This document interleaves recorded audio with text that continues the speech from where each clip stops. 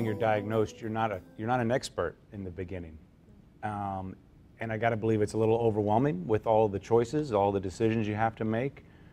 Doctors, help us, give us some free advice if you don't mind. How should people approach this? How should they communicate? How should they handle this overwhelming?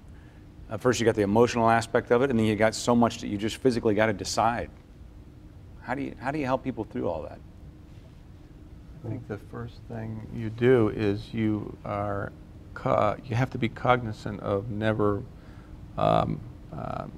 diminishing your advocacy for the patient. You got to be their ultimate defender against all forces in the universe. You got to pull for them all the time, and you got to make sure that they're never left without hope. I mean, it's tricky, right? You want to be honest with patients, but you can't strip the thin thread of hope that sometimes holds people together. And you know, there are a lot of people that I can remember taking care of patients with a certain kind of leukemia, and they were all going to transplant. Half of them would die from the complication. And I just, you know, if you can keep people alive long enough, there's going to be new drugs, new clinical trials, and these patients are now on therapy, which is a pill only, and they're living normal lives. So you can't eliminate hope, and you got to really defend them against all the forces in the universe. One thing that I would say is that as a patient with a new diagnosis of cancer, I mean, it is incredibly confusing. And so part of our job, I think, is to try and make it understandable.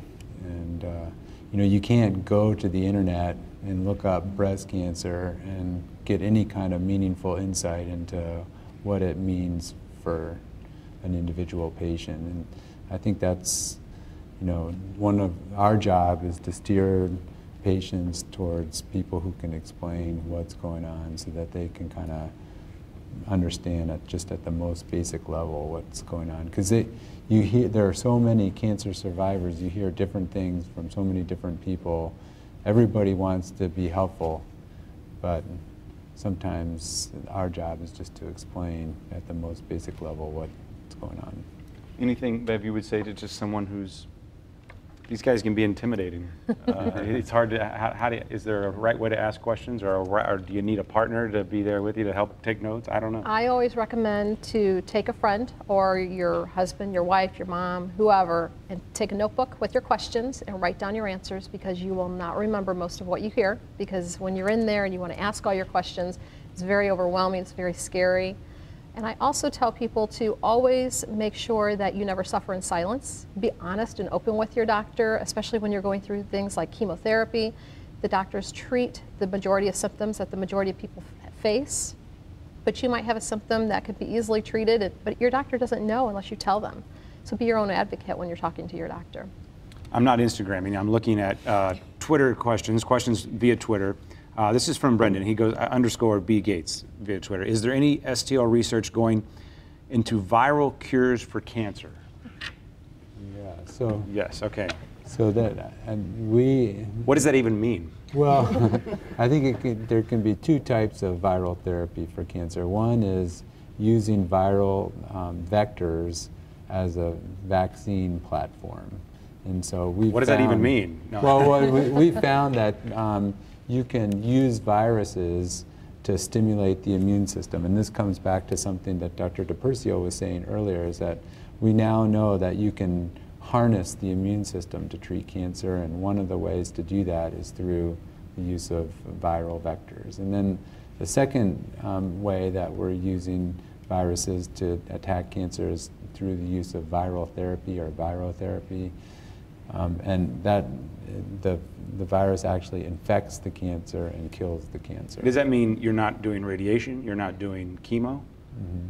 Well, most of these treatments, the viral therapies for cancer, are experimental. So typically for those experimental treatments, you would do the standard of care treatments and then and do this in addition to those standard of care treatments. Is that the goal, to not have to do these other, well, yeah, ultimately, cut it out, laser it out? Ultimately, you know, these new therapies should replace the more toxic therapies. But in the initial stages, they are done in addition to them. Here's Michael Thomason. How much are the cost of cancer treatment going up? Does prevention help? Are the costs going up? This is maybe a topic for an entire show on healthcare, but are cancer treatments overall going up? Is that, who wants to tackle that one? I would say yes, and from a global perspective, this is one of our big challenges, given that most cancer is diagnosed in people living in low and middle income countries. And so in the high income countries, Western countries, we've got access to these new therapies which cost more, and we've got patients with cancer. Low income countries don't have access necessarily to pain relief, to drugs that we take as standard of care here. So costs are going up here, and actually the gap between sort of the haves in the high income countries and the rest of the world are getting bigger, I would say. I mean, I would also say that, Graham is talking about sort of the impact on populations that are lower socioeconomic classes. And so it's obvious that they'd have trouble even affording cheap medication. But what's amazing is that the new medications are so expensive that it can impoverish a high middle class family in an instant. And there's something wrong with that, right? There's something wrong if you're not at fault, you get an illness, and you're suddenly impoverished by your illness, and it affects your family. So it's not only the cost of the medication is high, but the way we pay for care is got to be fixed. Judy Martin asked, how can she find out her cancer risk? Dr. Wilson, I'll pick on you. My former colleague, Lisa Zegman, reminds me that according to Reuters, you are the most quoted scientist on the planet in the field of genomics. So you're sitting here silent. I will pick on you. I will be quoted then. Well, so...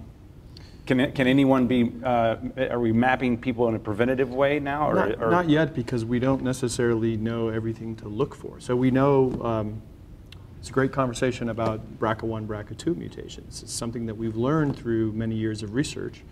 And now we know that we can look for specific types of those genes in people's genomes, and that's going to tell us something about whether or not they have an increased risk for a particular type of cancer. I think we'll find additional markers like that. There's still not very many people on the planet that have had their genome sequenced. It's still pretty expensive, and even though it only takes us a day now to sequence the genome, doing the analysis and interpretation of those results can take quite a bit of time. And again, what we want to do, ideally, over the next several years is to sequence lots and lots of cancer patients' genomes, lots and lots of people who have diabetes, sequence their genomes so we can start to understand more about risk. And then we have to have a conversation about what point in your life do you have some sort of test to assess you for a particular risk of one of many diseases. Do we do that at birth?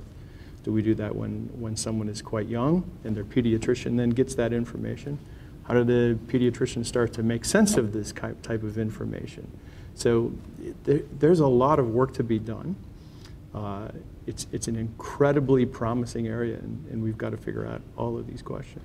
Angela, does that seem a long way away for the clients you work with when you're talking about people who have a hard time convincing going to the doctor? Yes, it does. And I really want to ask, is there any way that just possibly some of the persons in low income can even participate in some of these trials and just have an opportunity? But it seems a long way away for the population we serve. No. But Sorry. Absolutely. I mean, Dr. Kolditz is actually has this fabulous program where women, when they come to the mammogram vans, can enroll in the study. So we, through outreach from Siteman and through Breast Health and in a number of other programs, been working to make sure that the traditionally underserved population is fully engaged in research across the span of cancers treated at Siteman.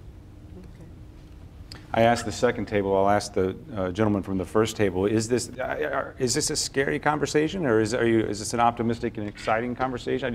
Is this pure science for you, or is this an emotional an endeavor? It's way beyond, it gets pretty emotional for you. I mean, I talked a little earlier about a member of our team who was diagnosed with leukemia, and we were actually able to apply the science that we did, and we made a difference. We saved his life.